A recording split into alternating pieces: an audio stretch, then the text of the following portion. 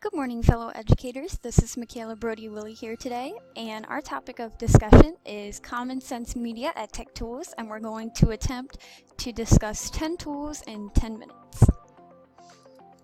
The first tool is the PhET Interactive Simulations that can be found on the PhET Interactive Simulation website and can be downloaded from the site for use. The PhET development team created the tool, and they are derived from University of Colorado Boulder. More information can be found about their team through the Our Team page located near the footer of the PhET website. The purpose of the interactive simulations, basically, they're a huge collection of virtual science experiments, and there's a little bit of math physics thrown in there as well, and it allows students control a variety of parameters for each concept, being able to interact with each concept physically. And these are pretty easy simulations to figure out. Instructions are found in the supplied tips and lesson plans for the simulation, usually in the information pages for the simulation. They are pretty useful, I'd have to say. Teachers can use these simulations as part of a lab, and students can work individually or in groups to do so. And they can also be used as a demonstration for the entire class, perhaps to back up some information that the teacher has already taught and show them with a visual exactly how the concept works. The second tool is ClassDojo. This can be found on the ClassDojo website and also be downloaded on a mobile application, perhaps onto the phone. And the ClassDojo development team, of course, created the tool, and more about the creators can be found on the About Us page on the ClassDojo website. The purpose of ClassDojo is a classroom management tool, and this usually provides instant feedback for students because teachers can take away points or add points based on behaviors that they witness within the classroom, either from the computer or the mobile application. And this is fairly easy for them because they can take away these points or add these points at the computer or from their mobile device anywhere, which is what makes it pretty easy to use and pretty helpful for some teachers. And as far as usefulness in the classroom, ClassDojo can help educators lead their class into setting goals and working toward a positive classroom environment, but the teacher, of course, has to make sure that individuals aren't publicly singled out in negative ways because of the taking away the points feature.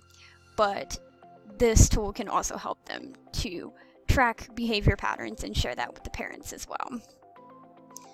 The third tool is Google Earth.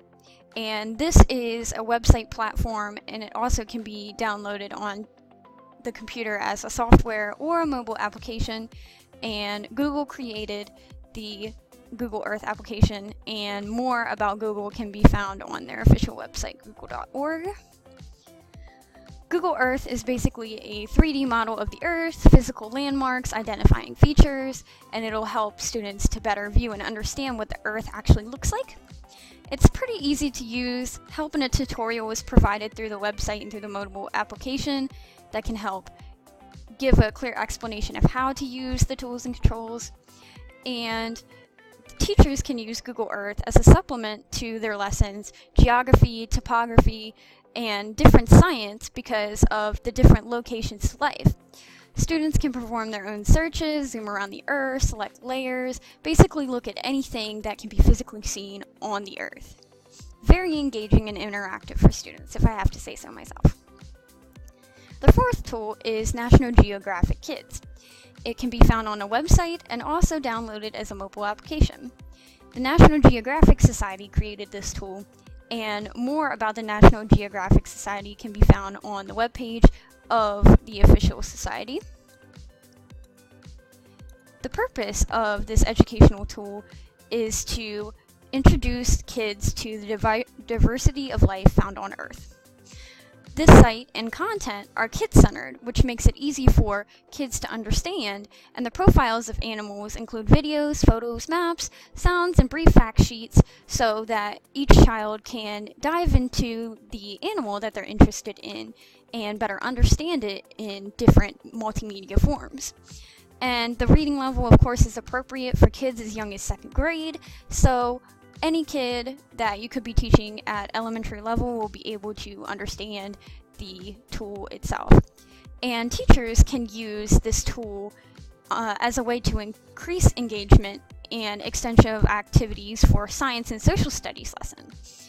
And interactive games and video clips are arranged by topic, and teachers can easily integrate these into the lessons that they are already teaching the students.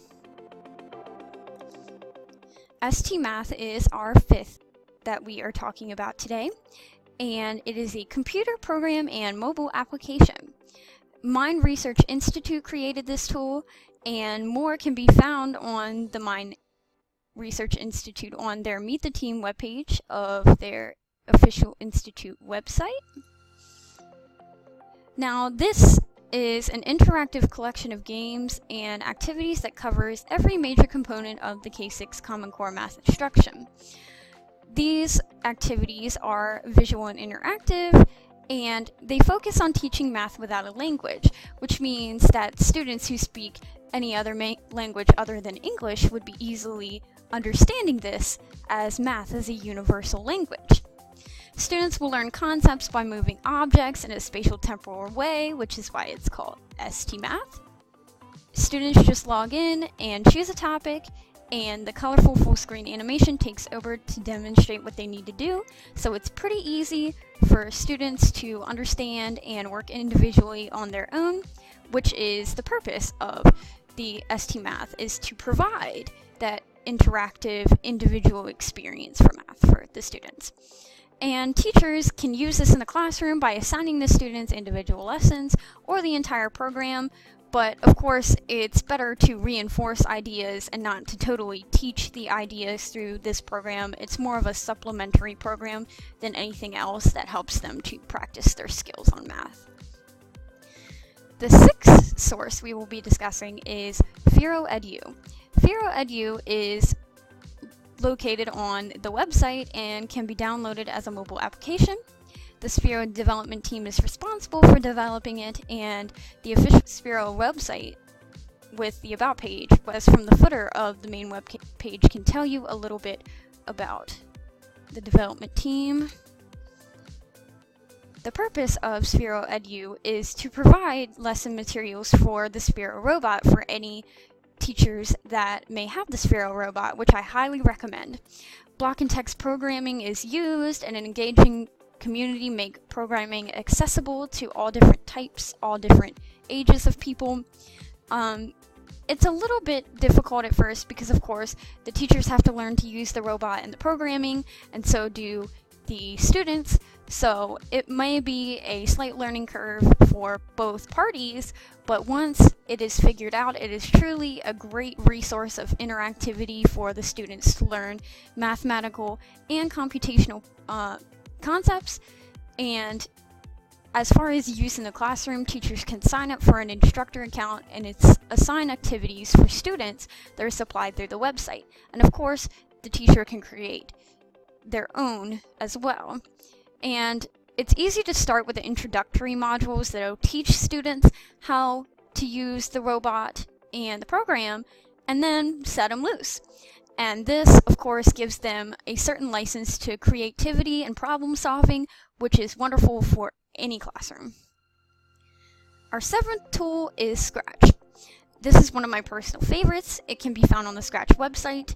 The mobile application for kids is also available, called Scratch Junior, and it is also a downloadable computer program that is soon to be accessible from all mobile devices due to its upgrade to HTML5, but that's coming soon, so stay tuned for that.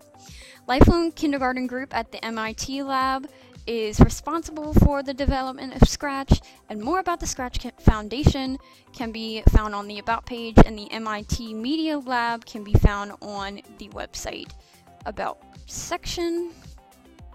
The purpose of Scratch basically is to teach math, programming, and creative expression through technology, and learning mainly happens through the design and creation of the different animations, games, and models that students can create through the website or the program. Scratch is great for bringing together related pieces of student learning into multimedia product, which makes it pretty easy to use because they can incorporate concepts that they already know, and it's kind of a trial and error type thing because the interface is basic and students of all ages can learn to drag and drop with the simple block programming, and tutorials are provided on the right of the workspace so that students can learn introductory things to learn how to make different basic things on Scratch before they even make their own projects. So that helps with the ease of use and understanding. As far as usefulness in the classroom, it's pretty limitless. Students can create their animations, games, and other programs to demonstrate lesson content, and teachers, they can tell their students to create a certain Scratch or to give them parameters as to what to include in their Scratch. And of course, learning computer literacy and mathematical concepts is also involved within Scratch, and of course, the only limit to what students can create is their imagination or any parameters you may set on the assignment that you give them. The 8th tool that we will be discussing today is Flocabulary. I love this website. It is developed by the Flocabulary development team, and of course you can go on the Flocabulary webpage for the We Are page under the About heading to learn more about that. Its purpose is to deliver educational hip-hop songs and videos for kids in grades K through 12.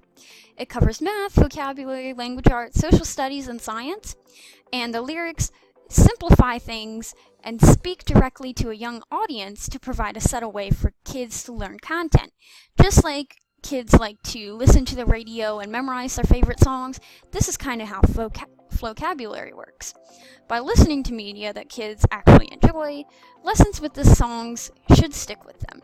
They're very good to be used as supplementary content for what teachers are already teaching, and this can be done in a variety of subjects to provide students with a fun way to recite and interact with the content.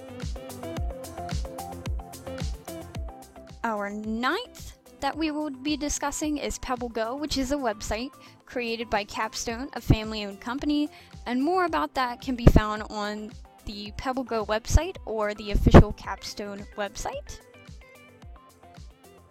Pebble Go is a kid-friendly searchable database that covers a variety of topics. It's wonderful, fun introduction to the world of database research. Young kids can search whatever they want under the provided topics that are on the website, and mainly kids can find anything of interest under those topics and subtopics that are presented. Teachers can use these databases to teach about research, reporting, and citing from a young age. They can present new topics while introducing new vocabulary. Kids can be set loose to do research on their own or in small groups, in the classroom or at home. Young kids can benefit this from more guided searches, while other kids may enjoy freedom to search according to their own interests. Kids can write, draw, or talk about what they've learned. They can fill out printable worksheets, define keywords, or share them with their peers. Kids can share reflections, and teachers can also access pre-made lesson plans on each topic presented, which is all provided by the Pebble Go website itself. Our last tool that we will be discussing is BrainPop Jr., a website and mobile application. And this was developed by a pediatric immunologist who was the one who developed BrainPop and inspired a BrainPop development team to come up with the concept of BrainPop Jr.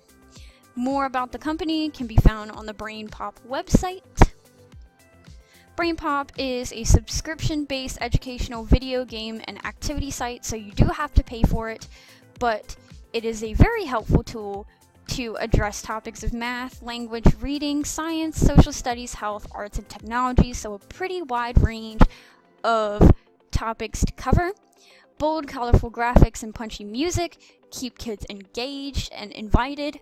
Students relate well to young animated hosts who speak directly to the students, making it easy to understand and use.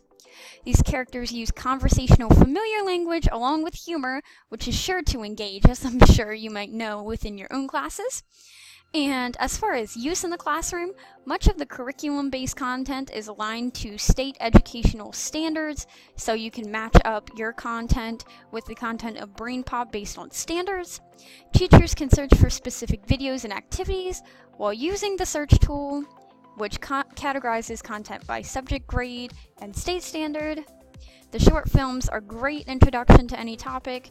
Videos can spark kids' interest.